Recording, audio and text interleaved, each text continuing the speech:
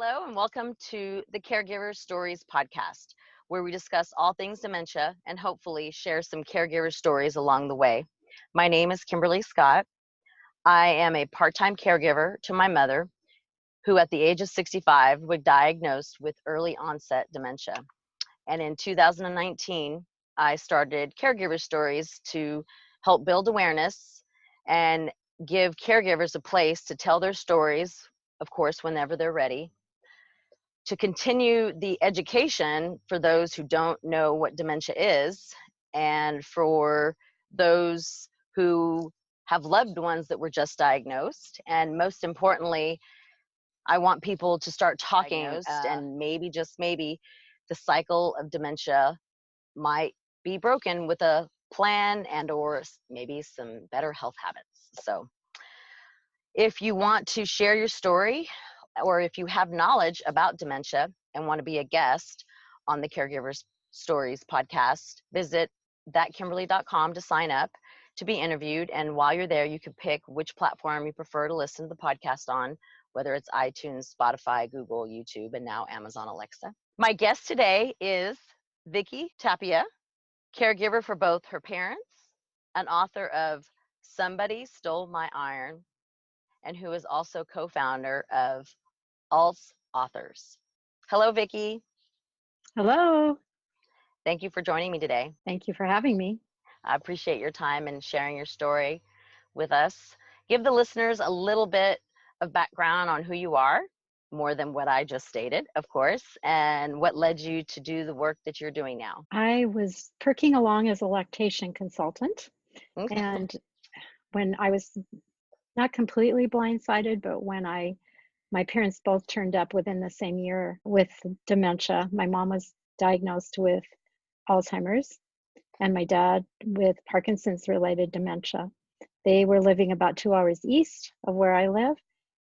It went on for a bit of time, probably 5 or 6 months of them still continuing to live on their own, probably not very safely, before they agreed to move. My mom was adamant they were born there, they would die there.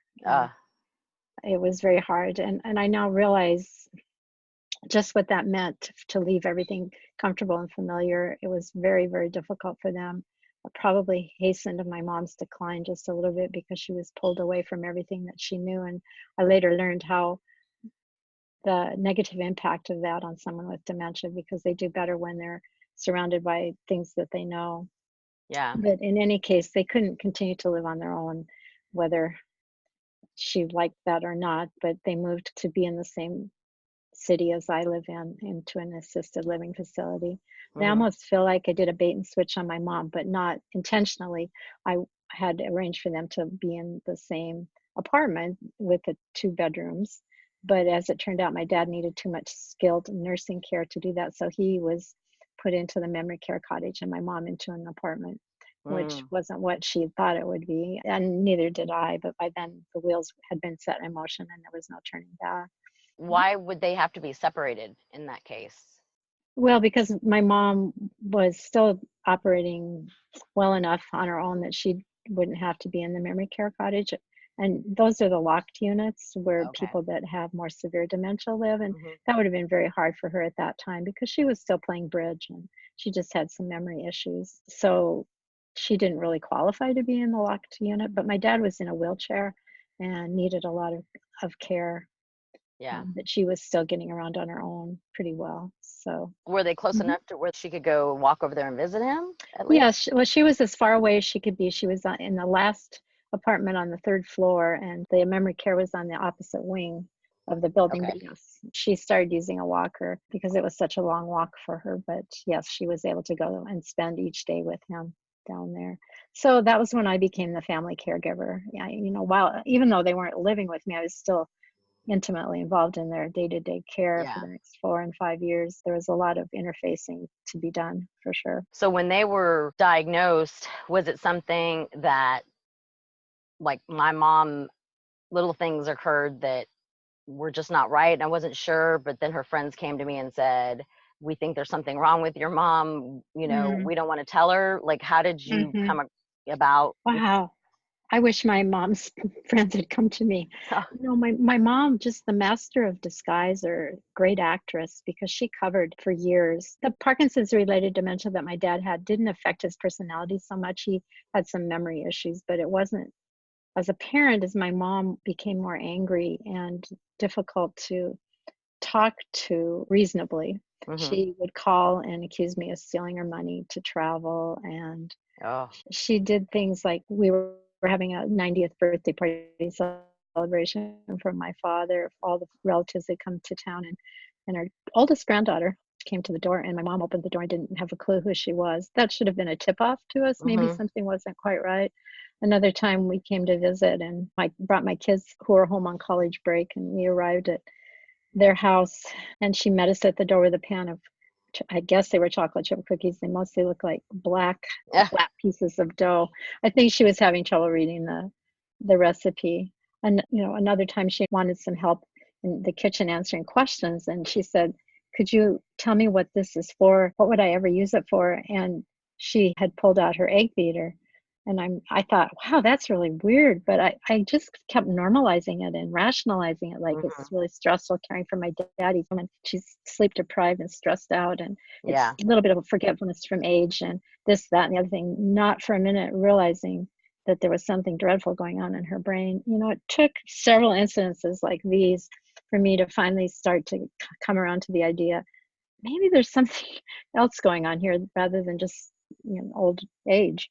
And it took a whole year after the place where she didn't recognize her granddaughter to get her into the doctor. She was very resistant, but I think eventually she realized she was probably having trouble doing cooking, and I noticed she was losing weight. And by then she'd had to put my dad into the local nursing home because he'd fallen on her and frightened her so badly that the next day she put him in for what she said was 10 days of respite care. But what happened after that was she lived alone. He lived in the nursing home until I moved them about 3 months later to where I live in Billings. So it's a hard, rocky road. Yeah, it doesn't matter. Many people have said, and I have read on some of the things that you have wrote about, that everybody's journey is different, and we're not educated in the beginning about all this. So thank goodness for you writing books and others writing books about their experience to let people know that everybody's journey is different, and not to beat themselves up because you didn't know what you didn't know. You're just figuring it out as you went, That's true. And part of what I hope to create is an awareness on other people's parts to recognize the signs sooner. So that things can happen, like you talked about, finding out what their end of life care wishes are and things like that before it's too late. Oh yeah. My mom, she makes jokes now. She's 7 years in, and we have to hide her keys so that she doesn't drive. But yes. she's got a sense of humor, but I can't get her to tell me about like what she wants, if and when she passes and things of that sort. So I'm like, okay, Mom, if you don't tell me, then I'm going to cremate you. And she's Catholic. So she's like, oh no, I want to be buried. I was like, well, but you got to talk to me about this, Mom. Yeah. It needs to be in writing, Yeah. I mean, there's a will, but it's more like a living trust. Everything has been taken out of her name, put into a living trust where everything's left to her, because it's a living trust for me that's left, so that she's taken care of. But it's definitely still hard because I can only get so much information out of her. Sure. I mean, does she want a feeding tube? Does she want to be kept alive as long as possible? Oh, no, that absolutely is not something that but it's more along the lines of, I'm going to try and keep her in her home as long as possible, obviously. And I know that there'll be comfortable familiarity. Yes. That was the first thing the doctor told me, because I thought about moving her to Dallas, where I live. And he said that even though it was early onset, that she plays tennis every day, and that's what's basically kept her in her body in the healthy mode. So yeah, it's so amazing. I mean, how my mom could keep playing bridge. Yes. And she couldn't remember her granddaughter. It is amazing the parts of the brain that still operate. Yes. And the exercising of it like that, that's a good thing. Well, and more information coming out how important it is for us to exercise at any age, and continue to do it as we age. Yeah. Yes, absolutely.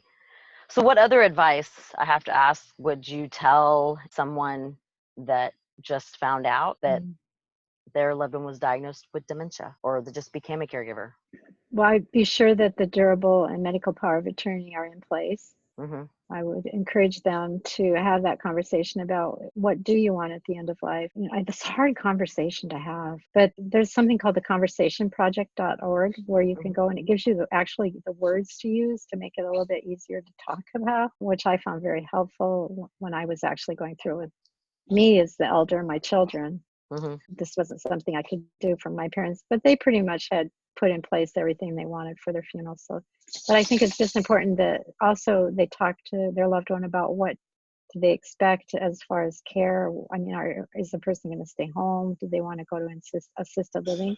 I have met people who did not want to be a burden to their children. They wanted to move into assisted living. They didn't want to stay in their home. I mean, everyone has a different approach. So I think finding out, being able to ask your loved one what their wishes are for the future and let them be involved in the planning is very important Oh, yeah. for that person. Absolutely. I think I would also say, remember self-care.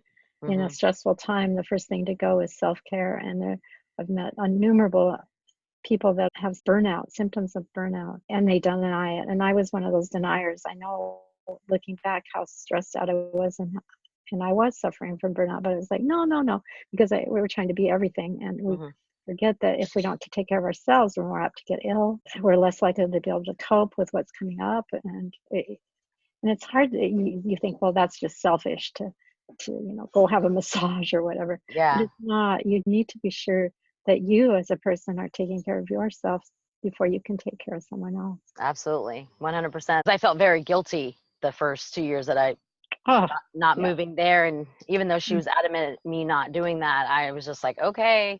And I just made the decision of I'll go every month and I'll, give relief to the caregiver that she gets along with. And it's just more of a running buddy. That's, is what I like to call her, because my mom still wants to be active and drives her places. And then it gives my stepdad the weekends off when I'm there. So about 4 days. Okay.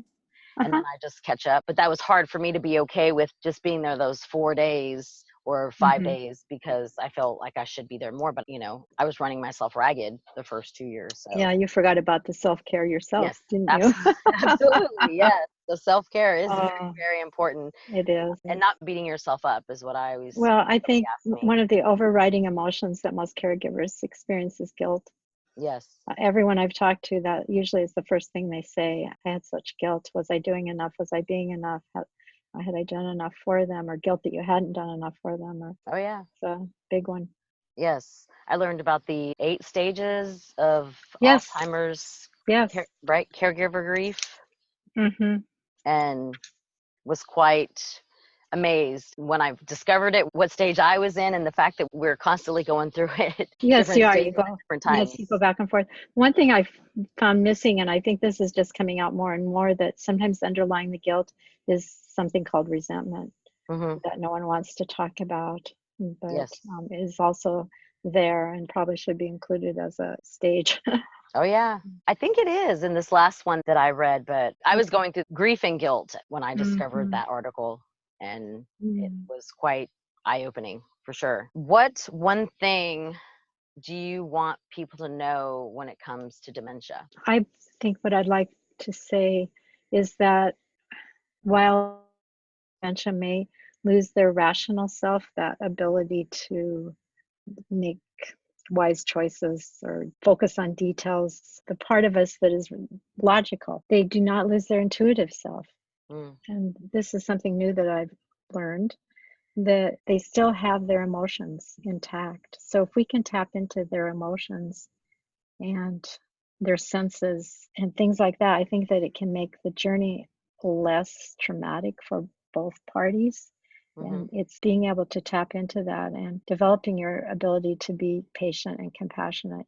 Oh, yes, you may have to repeat things 350 times, but it helps them be able to integrate their day and move forward without so much anxiety, because they do have a lot of anxiety. Oh, yeah. I can only imagine what it must be like to have that. I know my mom had this awareness that her mind was failing because she would say, something's wrong with me. I can't remember. She was aware of what was happening to her. And I think how scary. I relate this to my husband, and we're on a camping trip, and we parked at this big campground. And I went to use the facilities. And I came out and I looked, and my camper wasn't where I thought it had been. And I looked and I looked, Wow. and I just started to panic and said, it's like, what happened? I walked into an alternate universe. What happened? And I just remember the sense of terror I had. Well, what I'd done is come out the opposite side, a different door. Oh. So when I went back inside and went out the other side, there was our camper right where I had left it when I walked in. So just that momentary sheer terror that I felt that I'd lost my mind and my camper. Yeah. And that gave me just the smallest of hints what it must be like for someone that is experiencing this on a regular basis. It's only increasing. So Oh, yeah. I think being able to meet them where they are rather than trying to reason with them, that it's impossible to reason with somebody with dementia, and you might as well just forget it. And, Yeah. It took right me away. about a year to to Oh, figure it out. did me too. I was always trying to reason with my mom, but just letting go of Yeah. their rational self, their logic is not going to be there anymore, and key into their intuitive self. Hmm. On the emotional level, touch is so important to these people, just physical touching, because I think all older people need more touch probably. Yeah. Well, I definitely tried to make light of things, and my mom and I have very similar personalities. We're very strong, and I just let her win. I repeat myself 300 times, Yes, and I let her win, yes, and I yes. redirect because she Uh-huh. deserves it. I feel like she Hmm. deserves it. Hmm. Yeah, I finally learned to just let my mom wind down when she was on a rampage, Hmm. tirade, or if I couldn't redirect the conversation, she'd eventually sputter out, and then we could Yeah, talk about something else. it would Hmm. change in 30 minutes. Yep. Hopefully, knock on wood. Yep. Uh, Uh, well, what is something that surprised you from being a caregiver or that you learned about yourself? but I learned about myself. Hmm. Well, I think that I found out I was stronger than I thought I was. Hmm. I didn't know what it would be like to sit with someone while they passed away, and I was there for both my parents. Hmm. When they passed away, I thought I would, fall apart, but no, I mean, it was such a beautiful experience. And that, I hope that doesn't sound strange to No. talk about death being beautiful, but it really was. And I felt like I developed a strength I didn't know I had underneath myself, because I'm a very emotional person. And to be able to interface with doctors and nurses and not just start crying that was a growth area for me. And Hmm. I learned I could do that. And I also realized that I had a very strong feeling that I needed to share my family's experiences, and with the hope of being able to help someone else on their journey, maybe Hmm. experience less pain, less loneliness. So that I learned had a book inside of me Hmm. that just poured out of me. Well, I did read something that you said that you went through a period of time that you were not wanting to do that because you were worried about Hmm. sharing your family's secrets or stories, or why do you think Well, that was? yeah, someone said to me, well, how could you dishonor your parents by writing about their story, putting it out there for the world to see? And that caused me to put the manuscript away for 3 years. Oh, wow. Plus, my brother was not the most supportive person Hmm. during this time, and I was afraid that it would really set something off between the two of us. Hence, I changed my parents' name, the cities where it takes place, and his name. So, in the end, I had shared the manuscript with friends that Hmm. had parents, and they all encouraged me to look for a publisher to have it published because they felt that it had worthwhile information. And one of my friends said, well, this is a really good book, but what's in it for me? What'd you learn that would be helpful to me?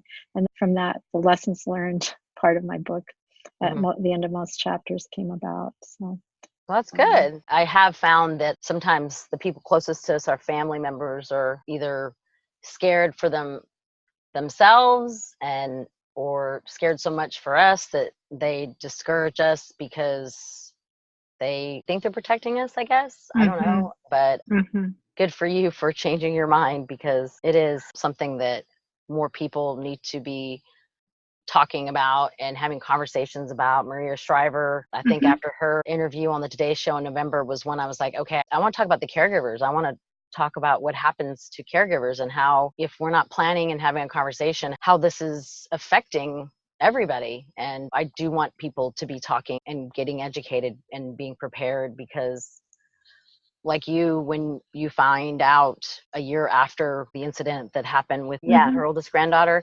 like those things, you're just in this whirlwind. Like when you walked out of the bathroom looking for your trailer. Yeah. I don't wish Sure. those feelings on anybody. No, I don't either. Yeah. So a lot of reassurance for the affected person, you know, that it's going to be okay, and just a calm demeanor is really important, I think, too. If I hadn't written my book, I wouldn't have met the other authors and been part of AlzAuthors either. And that's been the last gift my parents left me. Wow. Meeting these other writers and forming this global group that supports people that are caregivers. Talk a little bit about that. Well, it all started about 4 years ago when Okay. there were 5 authors, one in Ohio, one in New York, and myself, and 2 others, which has since left right after. We decided to promote together our books because one of the authors said, well, if a person that's a caregiver is going to read one book about dementia, they're probably going to read 2 or 3. So that made sense to us. So we began promoting together. And then we realized that maybe we could have a website and write blog posts about what we were experiencing as caregivers. And then we decided maybe there were other authors out there that might like to be sharing their stories about the story behind the story of why they wrote their book. And so what started out with 5 authors, we do have now 6 authors on our management team. 3 of us are the originals. Plus we have 200 authors or bloggers. We do often, once in a while, profile a blogger, but to make up the AlzAuthors group. And we're growing steadily and have just been approached by different entities. Rather than us seeking out authors, they're now coming to us. And we post a new story every week. And it's been so gratifying to meet all these other people that have experienced some form of caregiving and connect with them and realize, even though all our journeys are different, they're all the same with the same result at the end. Yes. It's been an amazing journey, I have to say. We're 4 years old now. Oh, well, congratulations. I was excited to find the organization when I did. And you're right. After reading your reviews, I would say the first 10 that I read on the first page, I didn't get past the first page, but they were long and they were good. All of them were good. All said that they read from 5 to 30 books. Like that all started like I've read, you know, so you're right. There's a constant thirst for knowledge and getting the different perspectives because the journeys are all different. And good for you all for coming together and realizing that collaboration is it benefits everyone. Benefits everyone for sure. Absolutely. Well, tell folks how they can get a hold of you and where they can buy your book as well, or if they have more questions to ask. Sure. My website is vickitapia.com. Very easy. VICKITAPIA.com. Not to mistaken for tilapia. Right. You would be surprised how many times I've been called a fish. My book is available on Amazon. I think that's the easiest place to find it. It's Barnes & Noble. There's various places that it's available, but Amazon just seems to be the go-to. Okay, awesome. Well, I do really appreciate you for giving me your time today, Vicki, and sharing your story. Thank you. It was great being here with you, Kim. Yes. Thank you. And if you want to learn more about Vicki, she's also on all the social media platforms, right, Vicki? Oh, I am. I'm sorry. I didn't even think of that. I'm on Facebook, Vicki Tapia author. I am on Twitter. Okay. At Vicki Tap, and I'm on Instagram and LinkedIn. And what else is there? She's out there. You can find her. I'm out there. Yes, you can. Just type in my name. Cool. Well, thank you. And if you want to listen to other episodes, again, go to ThatKimberly.com and you can choose where to listen to. You can also follow me on all the social media platforms, Facebook, Insta, Twitter, LinkedIn. And until next week, remember, sharing is caring. And to the caregivers listening, and in the words of Dottie Gandy, you have my undying love, gratitude, and admiration. And to those that have not had the conversation with your family about dementia, please start talking about it. talk about the what if something happens and they can no longer take care of themselves. Then what? What's the plan? Remember, tomorrow is promised to nobody. Thank you, Vicki.